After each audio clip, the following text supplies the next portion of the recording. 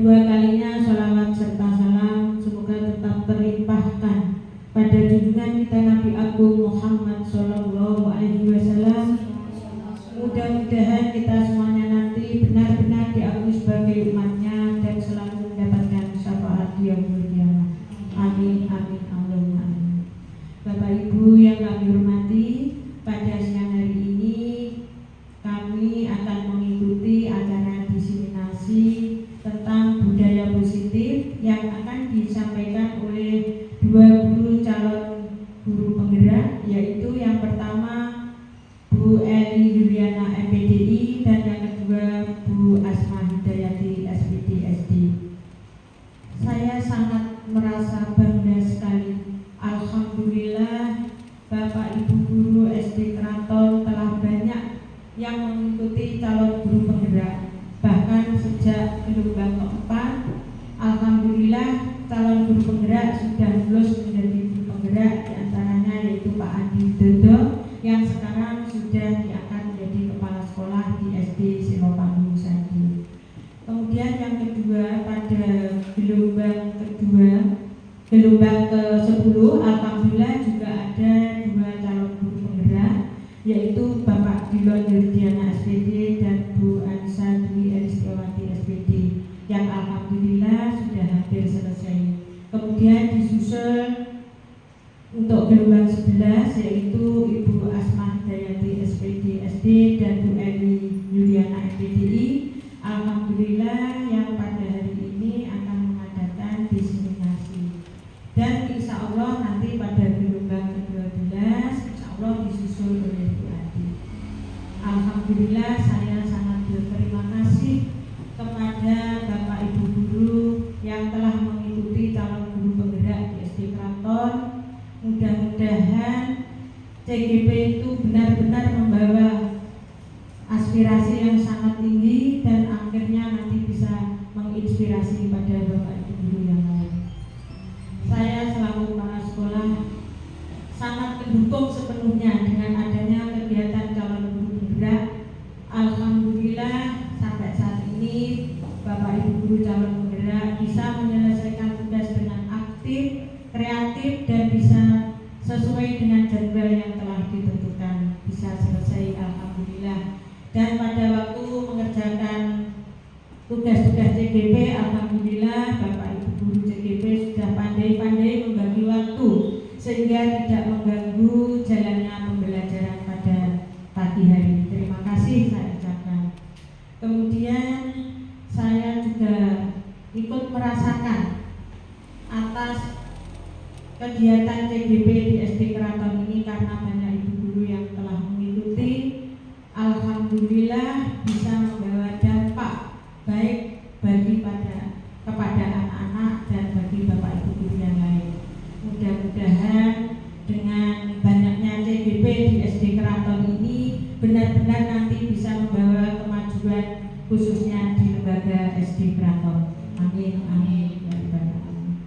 Bapak Ibu yang kami hormati, di sini kami selaku kepala sekolah untuk titip pesan, tolong diseminasi ini nanti benar-benar dengan ikuti dengan baik, dengan tertib, sehingga hasilnya nanti bisa bermanfaat, khususnya bisa berdampak bagi siswa dan bagi kalian semuanya.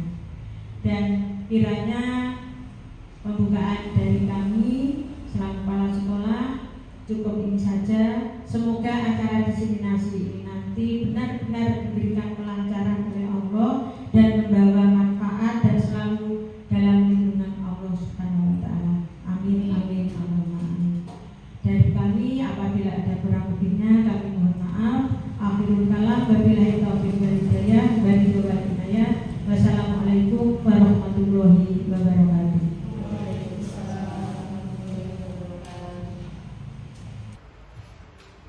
Terima kasih sudah disampaikan. Assalamualaikum warahmatullahi wabarakatuh. Terima kasih Bapak Ibu sudah meluangkan waktunya untuk mengikuti diseminasi penerapan budaya positif yang akan saya presentasikan siang hari ini. Dan Diseminasi penerapan budaya positif ini untuk memenuhi tugas aksi nyata saya pada modul 1.4. Nah, ini saya Asma Hidayati. Saya berasal dari SD Negeri Keraton. Saya calon guru penggerak angkatan 11 Kabupaten Kediri dari kelas 237B. Saya di sini mengajar kelas 1. Sedikit tentang profil saya.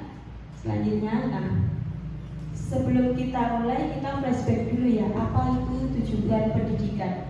Tujuan pendidikan menurut Ki Hajar Dewantara yaitu adalah menuntun segala kodrat yang ada pada anak-anak agar mereka dapat mencapai keselamatan dan kebahagiaan yang setinggi-tingginya, baik sebagai manusia maupun anggota masyarakat.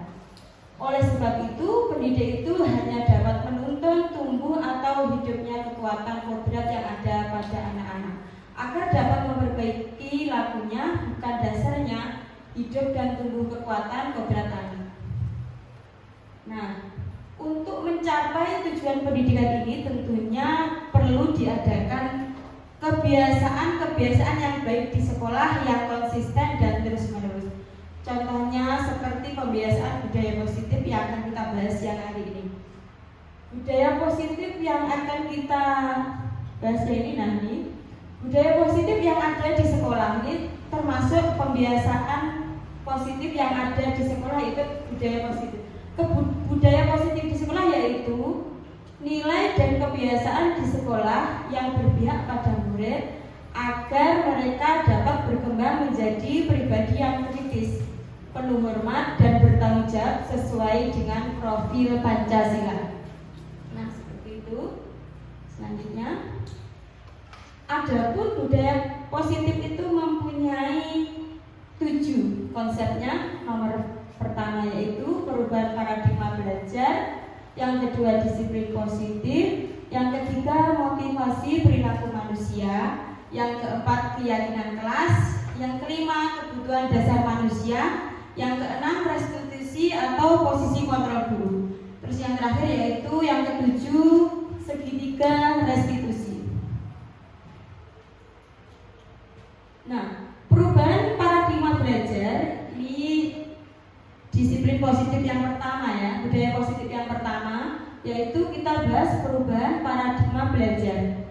Pembelajaran yang zaman dulu itu anak mengikuti kehendak guru atau berpusat pada guru. Lah, pembelajaran zaman sekarang, pembelajaran dengan paradigma baru yaitu pembelajaran mengikuti minat dan kebutuhan anak. Seperti yaitu dalam membangun budaya positif, sekolah dapat menyediakan lingkungan yang positif, aman dan nyaman agar siswa mampu berpikir, bertindak dan mencipta dengan merdeka, mandiri dan penuh tanggung jawab. Disiplin sangat berkaitan dengan kontrol guru terhadap siswa. Nah, sekarang ini ada misal ya, ini Anda dan teman Anda akan melakukan kegiatan. Coba ini dicobakan kepada Bapak Ibu guru semua ya. Coba. Misal Anda tugas Anda adalah mengepalkan salah satu tangan Anda. Coba dikepalkan semua ya. Coba dikepalkan seadanya. Kanan bisa, kiri bisa. Seadanya. Semua. Ya, satu aja. Coba Anda bayangkan bahwa Anda menyimpan sesuatu yang sangat berharga di dalam kepalan tangan Anda. Anda perlu menjaga benda tersebut sekuat tenaga Anda karena begitu pentingnya untuk kehidupan Anda. Nah, ini saya sebagai B ya. Saya akan membujuk Anda membuka tangan itu. Saya akan marah kalau tidak dibuka. Saya akan menggoda, menggelitik, bahkan menawari uang. Apakah Anda mau membuka tangan tersebut? Ya. Mau apa tidak? Tidak. Kenapa? Karena kita mempertahankan Sesuatu yang oh ya, berarti kita ingin mempertahankan sesuatu yang ada pada diri kita. Kalau ada yang dibujuk misalnya mau, kita warna. berarti yang hendaknya mau, memang keinginannya mau yang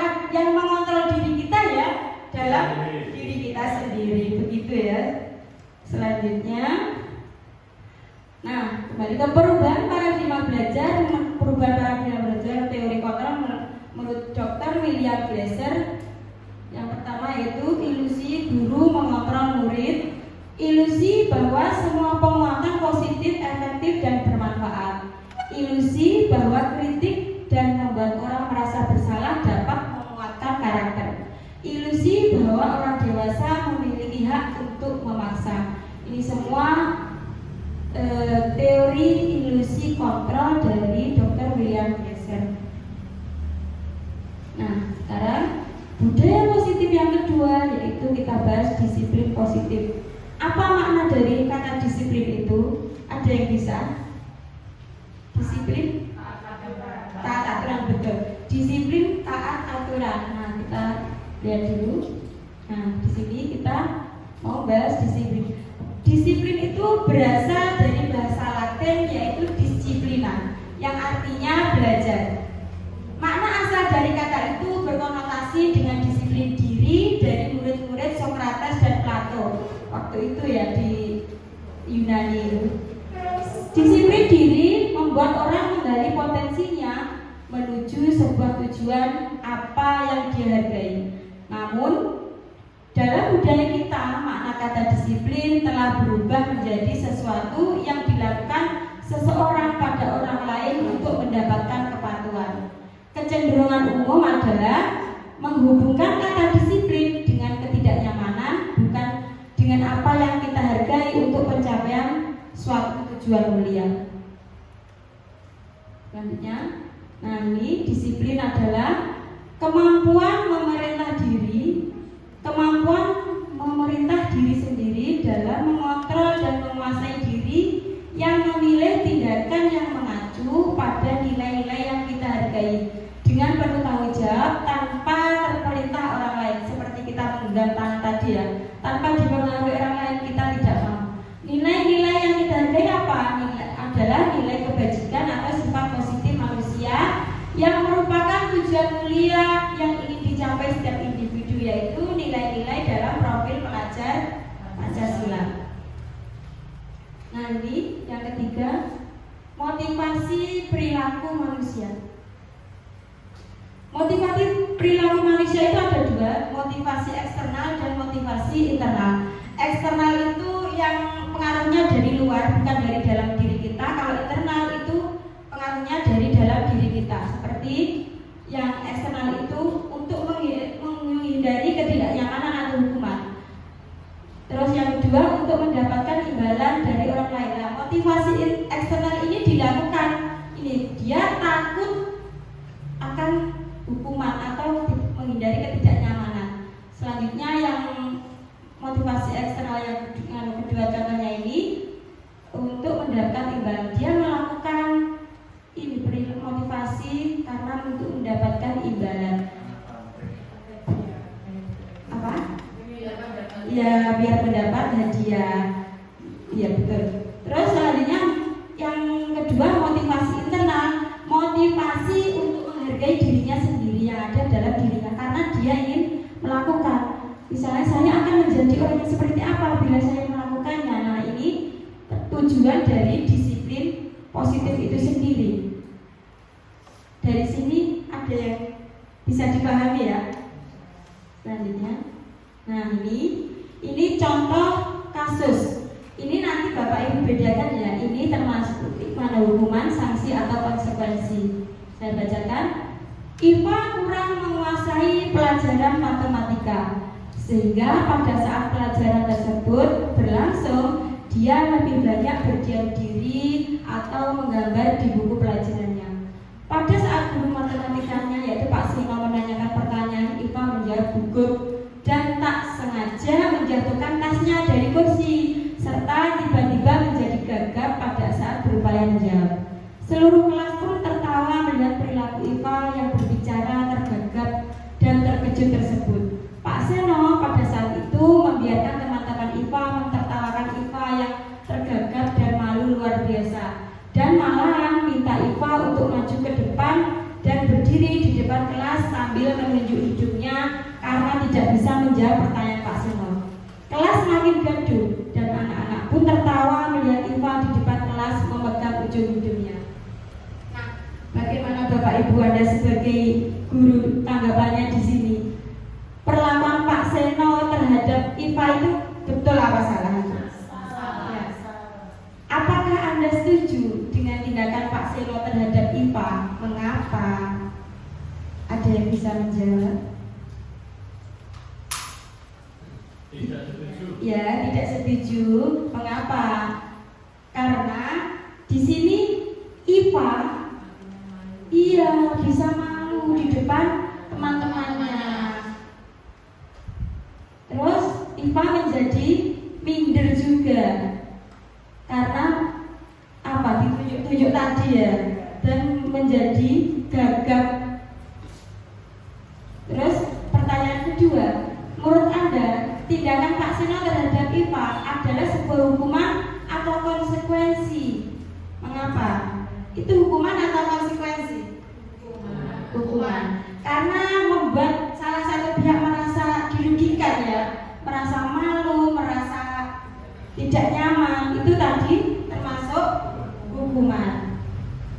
Terus mengapa? Ya mengapa tadi? Karena Iva dibuat tidak nyaman dan merasa malu. Seharusnya tidak boleh begitu. Nah, ini hukuman, konsekuensi, restitusi. Kalau hukuman itu ditentukan oleh guru, murid tidak mengetahui sebelumnya, murid belajar menyembunyikan kesalahan ini, hukuman ini ya.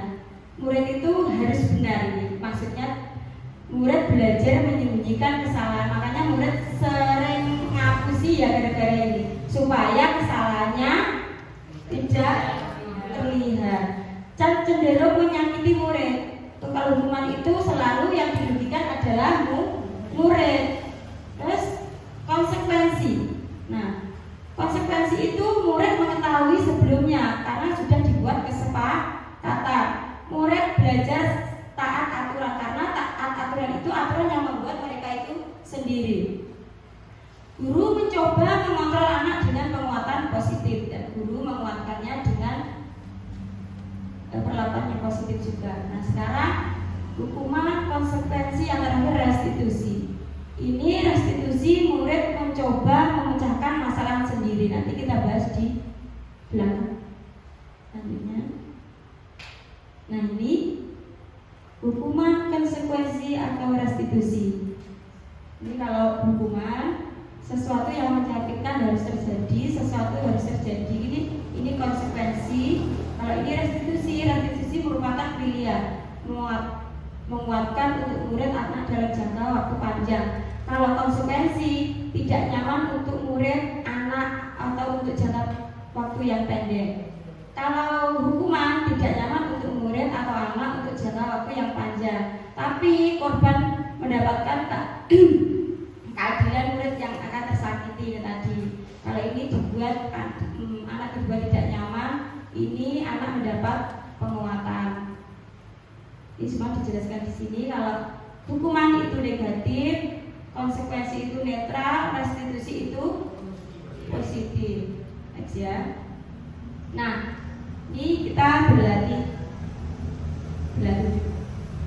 Ini kita berlatih menganalisa hukuman, konsekuensi atau konsekuensi. Saya bacakan. Mencatat 100 kali di dalam buku kalimatnya, saya tidak akan terlambat lagi karena terlambat ke sekolah. Itu hukuman atau konsekuensi? Hukuman. Lari mengelilingi lapangan basket 2 kali karena terlambat hadir sekolah, itu termasuk hukuman atau konsekuensi? Lalu membersihkan coretan yang dibuatnya di meja tulis, itu konsekuensi atau hukuman?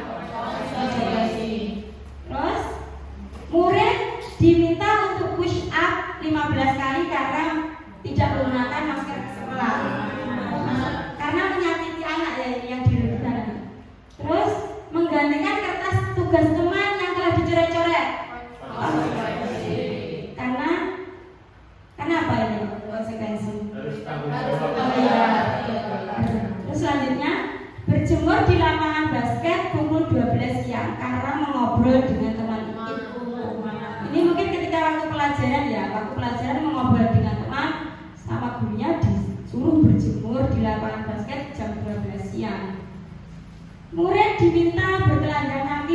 dan hari karena tidak menggunakan sepatu warna hitam sesuai peraturan sekolah. Ini konsekuensi apa hukuman? Teruskan. Berdiri di depan kelas sambil mengangkat kaki 1 karena tidak bisa menjawab pertanyaan. Ini termasuk hukuman atau konsekuensi? Kita lihat jawabannya. Nah, ini dan ini hukuman, konsekuensi, hukuman dan hukuman. Betul ya tadi. Selanjutnya, nah kita ke budaya positif yang keempat, yaitu keyakinan kelas. Apa yang dimaksud keyakinan kelas? Keyakinan kelas adalah nilai-nilai kebajikan atau prinsip-prinsip universal yang disepakati bersama secara universal lepas dari perbedaan agama, suku, negara, dan bahasa. Menurut Gosen 1998, suatu keyakinan akan lebih memotivasi seorang dari dalam dirinya atau intrinsik. Seseorang akan lebih bersemangat untuk menjalankan keyakinannya daripada hanya sekedar mengikuti peraturan. Ini tadi keyakinan dalam dirinya. Nah, ini peraturan kelas itu kelompoknya kecil, yaitu terus membuat lingkungan lagi menjadi keyakinan kelas menjadi lingkungan positif. Lingkungan positif akan tercipta budaya yang positif. Itu peraturan saat kecil di itu. Ini skemanya. Selanjutnya, ini peraturan atau keyakinan. Ini kita membedakan ya, peraturan atau keyakinan kelas. Selalu kembalikan buku ke tempatnya. Itu kebajikan atau nilai yang dituju, kebaikan yang dituju apa itu? Tanggung jawab. Dilarang mengganggu orang lain. Keyakinan atau kebaikan yang dituju apa itu? Menghormati orang lain dan diri sendiri. Hadir di sekolah 15 menit sebelum pembelajaran dimulai. Ini menghormati orang lain, komitmen pada tujuan atau berkomitmen nilai yang akan dituju. Dilarang melakukan kekerasan. Nilai yang akan dituju keselamatan dan menghormati orang. Dilarang menggunakan narkoba, itu kesehatan. Bergantian atau menunggu giliran. Saling menghormati orang lain, kesabaran juga bisa. Menggunakan masker, jaga kesehatan dan keselamatan. Jangan berlari di kelas atau koridor. Nilai yang akan dituju keselamatan atau keamanan. Pembentukan kelas. Ini pembentukan kelas itu bersifat abstrak ya, daripada peraturan yang lebih rinci atau konkret. Keyakinan kelas berupa pernyataan yang universal. Pernyataan keyakinan kelas dibuat dalam bentuk positif. Ini keyakinan kelas hendaknya tidak terlalu banyak sehingga mudah diingat dan dipahami. Keyakinan kelas sebaiknya keyakinan yang sesuatu yang dapat diterapkan di lingkungan tersebut. Semua warga kelas ikut berkontribusi dalam membuatnya keyakinan kelas lewat kegiatan curah pendapat. Bersedia meninjau kembali keyakinan kelas dari waktu ke waktu. Nah, ini keyakinan kelas yang saya buat di kelas 1. Ini karena kelasnya masih kelas 1 ya, mungkin tidak seperti Bu Eri tadi yang sudah bisa diatur anak-anak.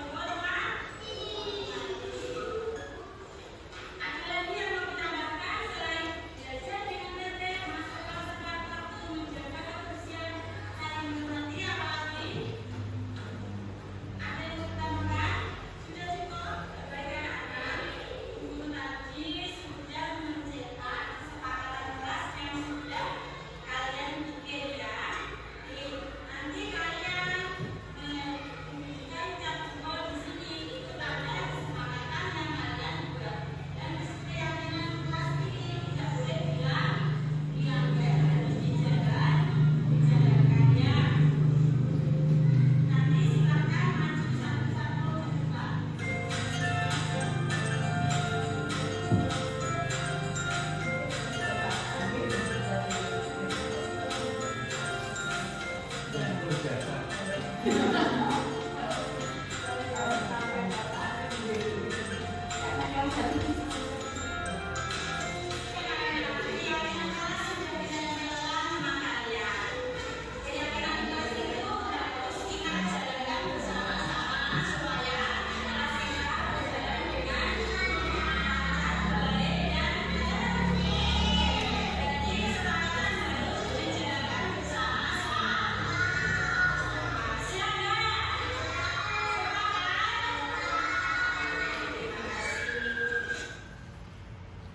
Baik Bapak Ibu, itu tadi sedikit dokumentasi sosialisasi dan pembuatan keyakinan kelas di kelas saya. Karena kelas saya itu kelas rendah, jadi dalam membuat keyakinan itu harus dituntun satu-satu dan harus dipancing-pancing, tidak seperti kelas atas yang sudah memahami semuanya. Seperti itu. Selanjutnya kita di sini kan berdiskusi atau belajar bersama di sini. Mari kita membuat keyakinan kelas di sini ya. Umpamanya ini kelas, ini Bapak Ibu sebagai murid-muridnya, kita membuat kesepakatan kelas ya, seperti dari tadi.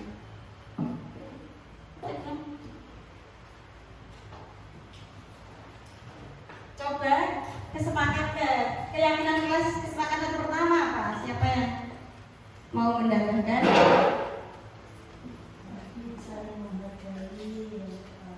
Saling menghargai, disiplin tepat waktu, aktif dalam benar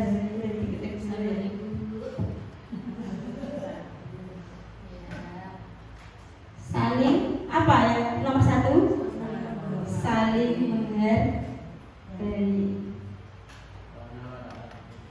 Yang kedua coba tepat waktu.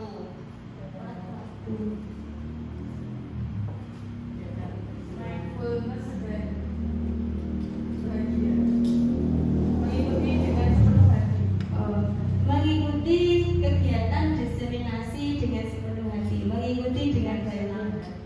Mengikuti Dengan sepenuh hati.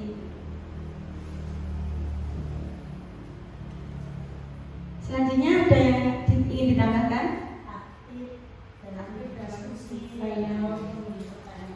Aktif dalam berdiskusi.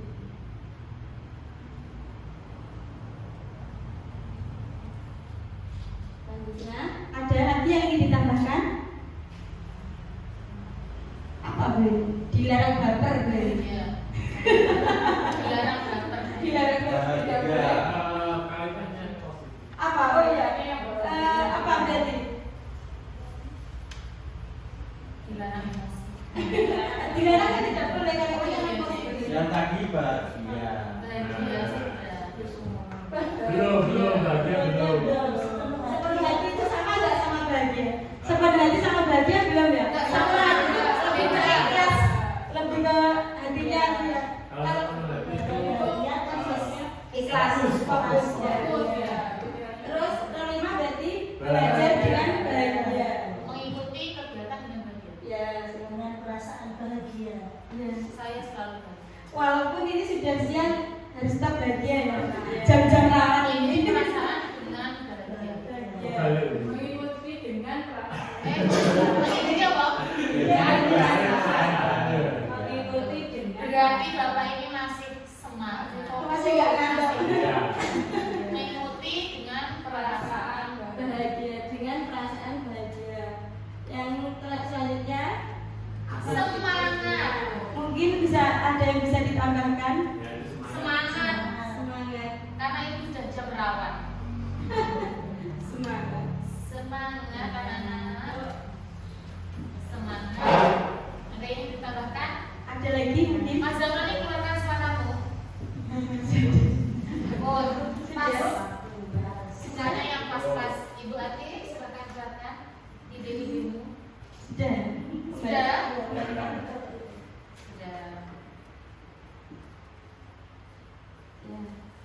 Ini tadi kesepakatan keyakinan kelas yang sudah kita sepakati di kelas kita ini ya. Satu, saling menghargai. Dua, tepat waktu.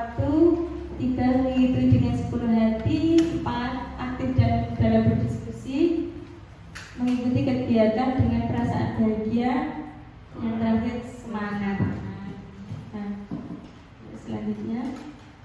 Nah, coba Bapak Ibu renungkan apa saja hal-hal yang kita butuhkan dalam kegiatan sehari-hari.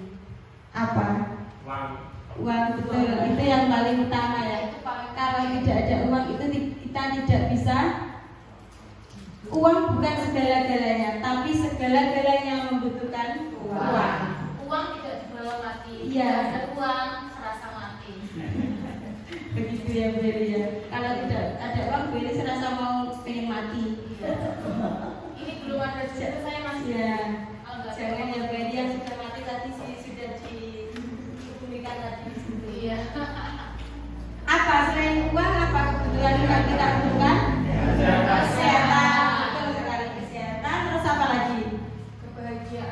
Kebahagiaan, betul sekali. Kalau ada uang itu pasti bahagia nggak? Belum. Belum tentu, Ibu. Ya. Orang banyak Ya. uang sakit mereka nggak bahagia. Oh iya. Yang uangnya banyak tapi sakit itu juga tidak bahagia. Banyak uang putus cinta juga tidak bahagia. Ya, begitu juga. Terus selanjutnya kita belajar di sini, belajar dulu ya. Nah, ini budaya positif yang kelima yaitu kebutuhan dasar manusia. Dr. William Glasser menyatakan bahwa seluruh tindakan manusia memiliki tujuan tertentu, yaitu untuk memenuhi kebutuhan dasarnya. Semua yang kita lakukan adalah usaha terbaik kita untuk mendapatkan apa yang kita inginkan. Ketika kita mendapatkan apa yang kita inginkan, sebetulnya saat itu kita sedang memenuhi satu atau lebih dari satu kebutuhan dasar kita. Nah, ini 5 kebutuhan dasar manusia. Yang pertama yaitu kebutuhan dasar bertahan hidup, kebutuhan kasih sayang dan rasa diterima, penguasaan, kebebasan dan kesenangan. Di sini apa kebutuhan bertahan hidup itu? Seperti makan, pakaian, tempat tinggal, keamanan dan kesehatan. Ternyata kesehatan tadi termasuk kebutuhan bertahan hidup, di sini masuk di kebutuhan bertahan hidup. Yang selanjutnya yaitu kebutuhan dasar manusia, kasih sayang dan rasa diterima. Kita juga membutuhkan ini, rasa diterima, diperdulikan, berbagi, kerjasama dan menjadi bagian dari kelompok. Ini sangat penting juga. Terus penguasaan di sini yang ada termasuk di penguasaan yaitu harga diri, keinginan untuk dianggap, memimpin, berprestasi, diakui dan didengar. Ini kalau penguasaan ini cara di anak-anak itu sing paling pinter dhewe, paling kemana dhewe penguasaan ini. Nyapa pinter dhewe, menguasai dia. Terus kebebasan. Kebutuhan dasar manusia. Kalau yang ketiga ini kebebasan. Kebebasan itu mandiri, memiliki pilihan, mencoba hal baru dan mampu mengendalikan arah dirinya. Dan terakhir kesenangan. Kesenangan itu kesenangan dalam bentuk apa? Bermain, humor, antusias dan tertawa, itu melakukan hobi tadi ya, seperti yang sudah disampaikan di awal tadi. Nah, dari kelima kebutuhan dasar manusia ini, ini kita membahas kebutuhan dasar manusia. Ketika kelima kebutuhan dasar sudah terpenuhi secara memadai, maka murid akan tumbuh dengan seimbang dan bahagia. Sebaliknya, ketika kebutuhan dasar tidak terpenuhi dengan baik, maka seorang akan mengalami emosi negatif seperti bosan, sedih, kecewa, bahkan mereka dapat melakukan perbuatan yang bertentangan dengan nilai-nilai kebajikan atau melanggar peraturan. Jadi 5 kebutuhan dasar ini harus terpenuhi semuanya supaya tidak terjadi tidak keseimbangan. Nah, ini ada kasus, kita baca bersama-sama ya, sambil ngantuk-ngantuk gak apa-apa ya. Kita analisis kasus ini. Ibu Ria, guru kelas 6 di SD Permai, sedang bingung menghadapi ulah salah satu murid di kelas bernama Agus. Beberapa anak telah datang dan mengeluhkan Agus yang seringkali meminta bekal makan siang mereka dengan paksa. Jika Anda menghadapi situasi seperti Bu Ria, apa yang akan Anda lakukan? Menurut Anda, kira-kira apa alasan Agus melakukan tersebut?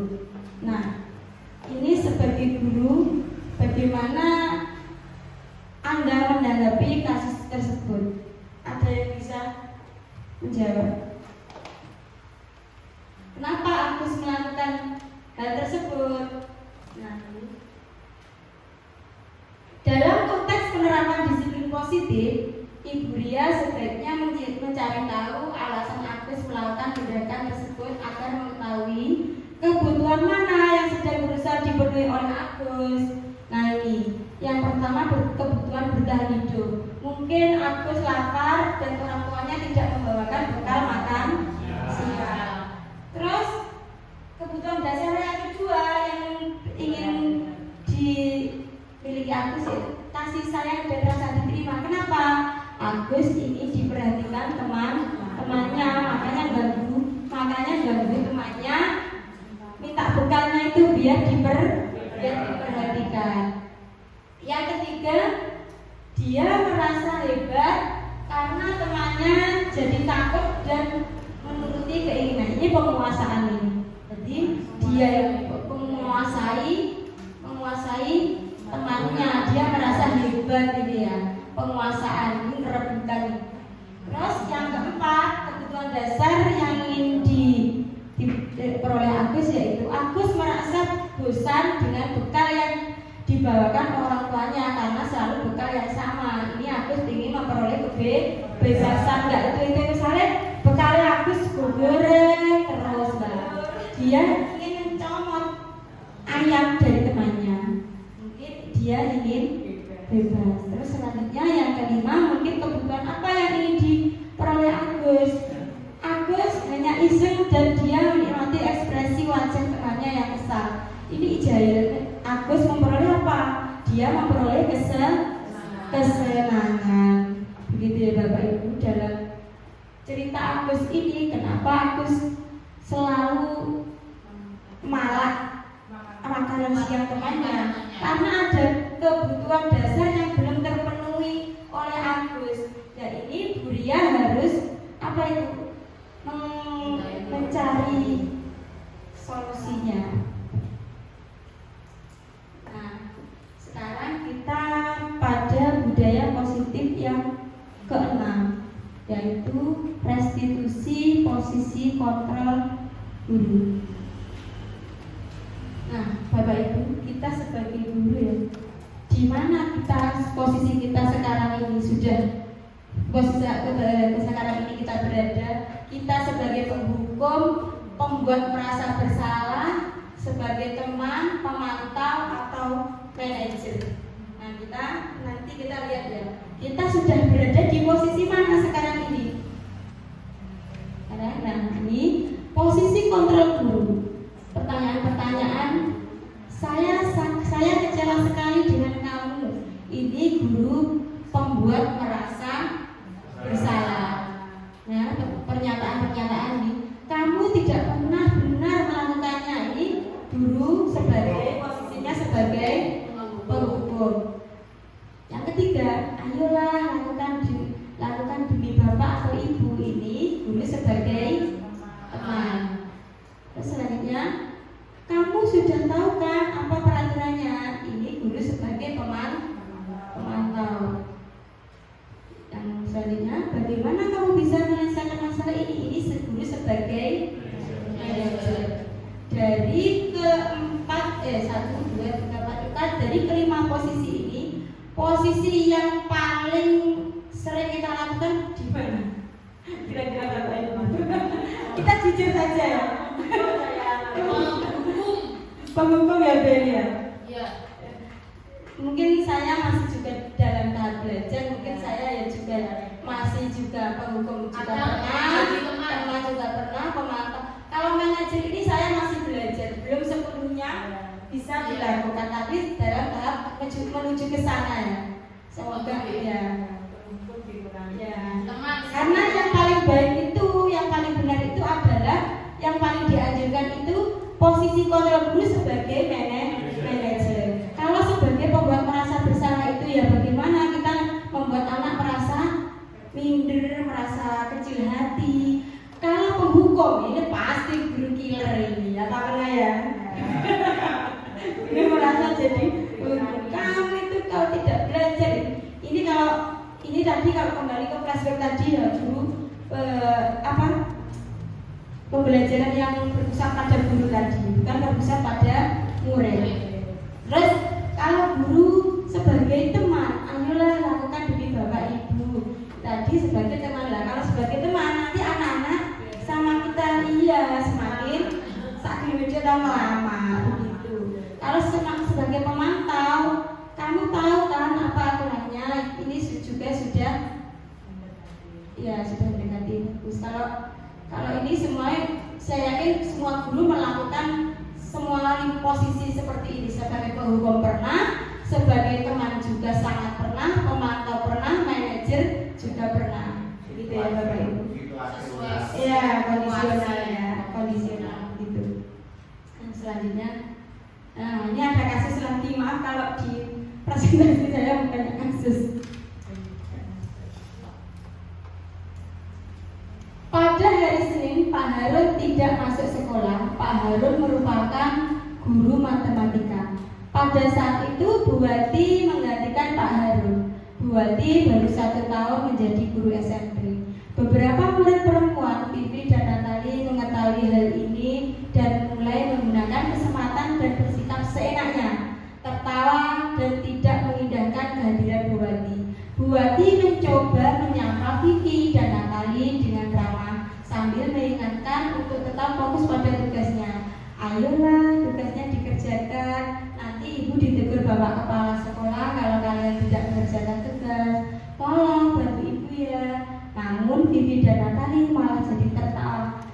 Ibu santai aja Bu. Mereka tetap tidak mengerjakan tugas dan malah ngobrol. Di sini posisi Bu Wati ini sebagai apa? Posisi kontrol gurunya sebagai apa Bu Wati di sini?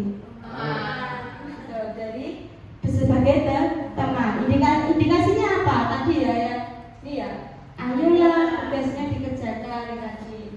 Ini Bu Wati posisi kontrolnya sebagai teman. Nah, ini posisi kontrol guru. Identitas yang gagal, identitas yang berhasil, identitas yang sukses. Ini ya.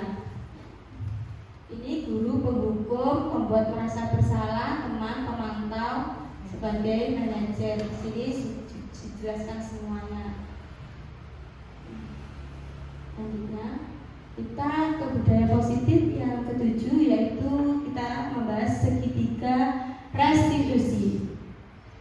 Apa yang dimaksud segitiga restitusi? Yaitu proses menciptakan kondisi bagi murid untuk memperbaiki kesalahan mereka, sehingga mereka bisa kembali pada kelompok mereka dengan karakter yang lebih kuat. Melalui restitusi, guru dapat yaitu membuat murid menjadi lebih memiliki tujuan, disiplin positif, serta memulihkan dirinya setelah berbuat salah. Selanjutnya, membantu murid untuk jujur pada diri sendiri dan mengevaluasi dampak dari kesalahan yang dilakukan. Yang terakhir, memberikan penawaran bukan paksaan.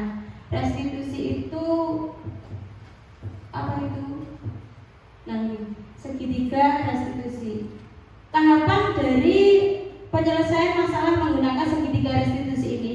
Tahapan yang pertama yaitu menstabilkan identitas, terus validasi tindakan yang salah, selanjutnya menanyakan keyakinan. Pada tahap menstabilkan identitas, ini kata-kata yang ada pada tahap menstabilkan identitas. Setiap orang pasti pernah melakukan kesalahan. Kamu bukan satu-satunya yang pernah melakukan ini. Selanjutnya validasi tindakan yang salah. Kita bahas di belakang saja ya. Di sini tahapan segitiga restitusi. Yang nomor 1 tadi menstabilkan identitas. Berbuat salah itu tidak apa-apa, kata-katanya seperti itu. Jadi tidak ada manusia yang sempurna. Selanjutnya, saya juga pernah melakukan kesalahan seperti itu. Ini kata-kata yang dikuatkan kepada anak setelah melakukan kesalahan tersebut. Terus ada lagi, kita bisa menyelesaikan ini. Terus ada kata lagi, Bapak atau Ibu tidak tertarik mencari siapa yang salah, tapi Bapak atau Ibu ingin mencari solusi dari permasalahan ini. Selanjutnya, kamu berhak merasa begitu. Ini kata-kata ketika kita sebagai guru melakukan tahap restitusi dalam langkah menstabilkan identitas yang pertama. Yang kedua yaitu validasi tindakan yang salah. Kata-katanya segini. Setelah kita tahap pertama tadi, kita ke tahap kedua, validasi tindakan yang salah. Yaitu kamu pasti punya alasan. Kita mencari tahu mengapa anak melakukan tindakan tersebut, pasti mempunyai alasan. Kita mencari alasannya. Selanjutnya, kamu patut bangga pada dirimu sendiri karena kamu telah melindungi sesuatu yang penting buat kamu. Jadi ini guru mencari tahu kenapa, alasannya. Terus tahap yang ketiga yaitu menanyakan keyakinan. Setelah distabilkan identitasnya, menanyakan keyakinan yang tadi, terus yang kedua tadi validasi tindakan yang salah. Terus selanjutnya menanyakan keyakinan. Apa yang kita percaya sebagai kelas atau keluarga? Apa nilai umum yang kita telah sepakati itu ditanyakan kepada anak. Ditanyakan lagi kesepakatan kelas yang sudah disepakati. Bayangkan kita tentang kelas yang ideal. Kamu mau jadi orang seperti apa? Ini kata-kata yang ada pada tahap menanyakan keyakinan. Ketika seorang guru itu menyelesaikan masalah memakai segitiga restitusi. Nah ini video saya.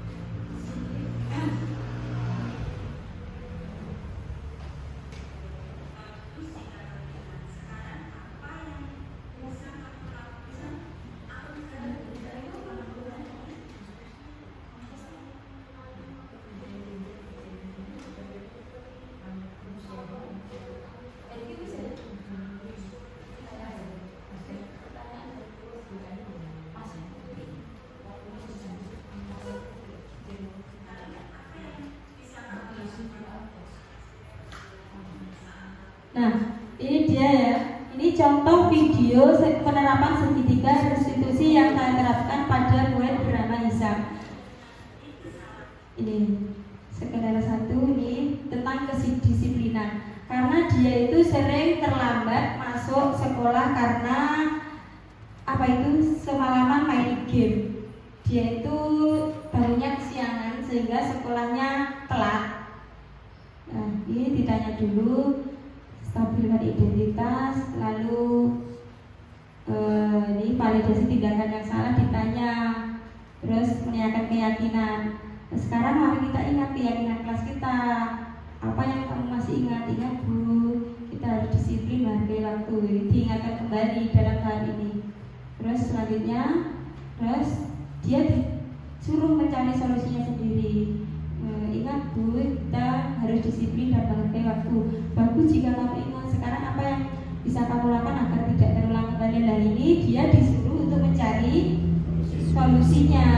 Itu. Ini tahapan terakhir dari menanyakan keyakinan.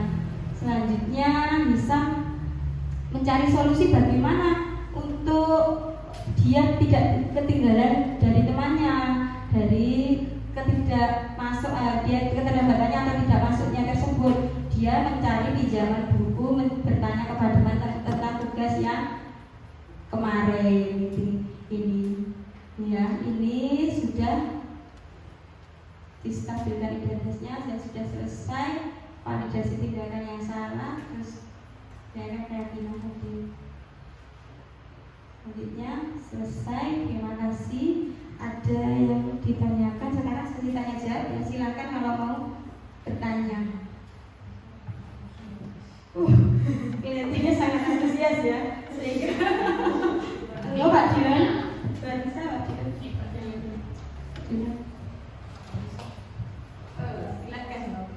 Terima kasih untuk waktunya Bunda. Yang ingin saya tanyakan, karena kan Bunda mengajar di kelas 1, saya juga penasaran. Kalau di kelas tinggi kan kita bisa melakukan segitiga restitusi wadana karena sudah bisa diajak ngobrol dengan jelas. Kalau Bunda sendiri, jika penerapan segitiga restitusi ini apakah bisa atau efektif diterapkan di kelas 1, terus mungkin bagaimana caranya? Terima kasih Pak Dilan atas pertanyaan. Tepuk tangan buat Pak Dilan, pertanyaan sangat luar biasa. Begini ya Pak Dilan, saya ingin menjawab dari pertanyaan Pak Dilan. Ya memang saya itu ulangnya ngajarnya di kelas rendah. Jadi apakah cocok segitiga restitusi itu diterapkan di kelas rendah? Karena anaknya saja belum begitu bisa diajak komunikasi. Ini Pak Dilan, itu tugas kita sebagai guru ya, sebagai terutama saya guru kelas 1, bagaimana cara menyadarkan mereka, mengajak mereka berdiskusi, berdialog dengan mungkin kata-katanya saja yang dibuat sederhana, supaya mereka itu mengerti, diajak ngobrol, berdiskusi, kata-katanya itu disederhanakan dan lebih lebih supaya mereka itu paham, diajak melakukan restitusi ini, dituturi saidi bahasanya juga bahasa mereka. Mungkin seperti itu Pak Dilan, bisa diterima. Bu Anis mungkin yang mau bertanya. Baik, terima kasih atas kesempatannya. Jadi gini, kadang kan kalau di kelas itu kadang tiba-tiba ada anak yang berulang. Nah, berulang itu kan sebaiknya kan kita memang melakukan restitusi gitu, supaya anak itu memperbaiki kelakuannya. Nah, ketika di hadapan banyak teman-temannya itu, gimana sebaiknya kita melakukan restitusinya di depan pas kejadian itu langsung atau bagaimana? Baik, Bu Anis, terima kasih. Ini juga pertanyaan yang membuat tidak ngantuk. Ya, baik, akan berusaha saya jawab ya dengan permasalahan kita menyelesaikan masalah dengan restitusi tadi ya. Pertanyaan Bu Anis, apakah menyelesaikannya itu di kelas langsung atau kita kemana gitu ya? Kalau menurut saya kalau menyelesaikan masalah itu sebaiknya jangan di depan anak-anak atau teman lain. Karena apa? Karena nanti anak ini yang membuat salah ini tadi, dia itu nanti merasa minder atau takut atau merasa tidak nyaman. Kita bawa ke tempat lain, misalnya ke tempat guru, BB, kalau kita punya ruang BB, ya ruang BB itu atau ke ruang kepala sekolah atau ruang guru. Nah, kita selesaikan di situ dengan yang bersangkutan yang membuat masalah tadi atau yang membutuhkan itu tadi, restitusi tadi. Terus kalau di depan teman-teman mungkin anak itu tidak menstabilkan identitas, malah identitasnya gagal nanti, malah dia takut, dia merasa terintimidasi, merasa terapa gitu Bu Anis. Menurut saya gitu, bisa diterima apa enggak ini? Oh ya, terima kasih. Makasih Bu Anis. Mungkin ada pertanyaan lagi dari Bu Yekti, Bu Eli, Pas, Pak Purno. Mungkin ada yang ditanyakan nanti ditahan. Silakan. Karena ini sudah tidak ada yang bertanya, saya akhiri ya. Bapak Ibu, sebelumnya saya sangat berterima kasih kepada Bapak Ibu telah sudah meluangkan waktunya siang ini untuk menghadiri diseminasi budaya positif yang saya lakukan ini sebagai menyelesaikan tugas modul saya untuk pendidikan guru penggerak yang saya ampuh saat